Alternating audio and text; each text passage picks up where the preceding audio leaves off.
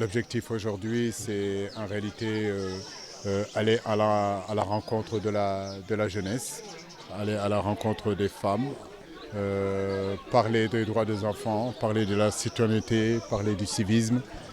Depuis lundi, on est en mission. On a commencé à Kolda et puis Sédhiou le mardi, le mercredi, comment dirais-je, Ziguinchor. Aujourd'hui, on est à Niaguis, on est passé aussi à Bignona.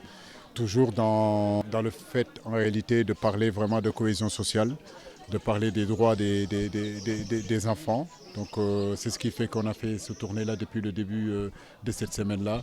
De ma part, je suis très heureux vraiment d'être là. On a trouvé vraiment une jeunesse réceptive, une jeunesse qui a envie d'apprendre, qui a envie de progresser, qui a envie de faire de très très bonnes choses. Et nous sommes là pour ça et nous sommes très heureux, accompagnés bien sûr de l'équipe UNICEF et de Déclic. Je crois que par ma personne, c'était important de parler en réalité de citoyenneté, comme je le disais. Quand l'UNICEF a pensé à moi, je pense que ça m'a tout de suite impacté, parler de social, parler d'entraide. J'ai envie de dire que dans des tournées comme ça, au-delà de nous parler, il était important d'écouter.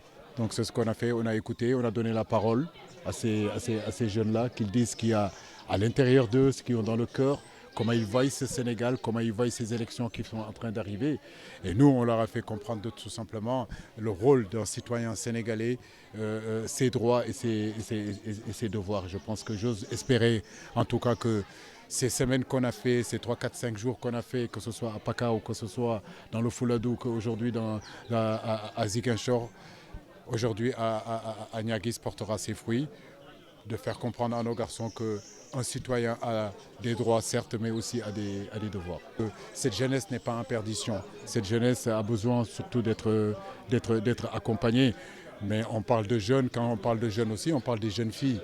Ce qui m'ont impressionné, ce qui m'ont interpellé, parmi ces jeunes qui m'ont interpellé, se trouvent des jeunes filles qui ont des idées vraiment extraordinaires, qui ont une vision du Sénégal, qui ont une vision de la citoyenneté, qui ont une vision en réalité du civisme.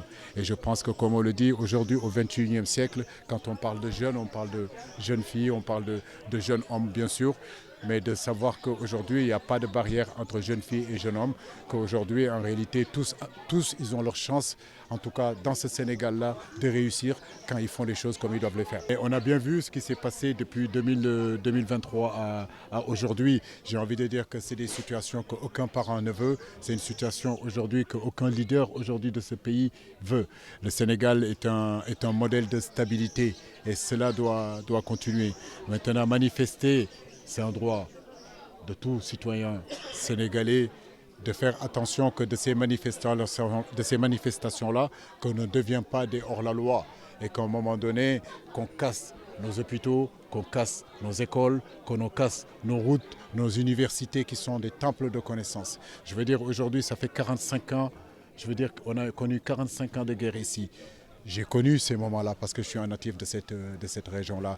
Mais je veux dire, en 45 ans de guerre, jamais, jamais une université a été cassée, jamais une mairie a été brûlée.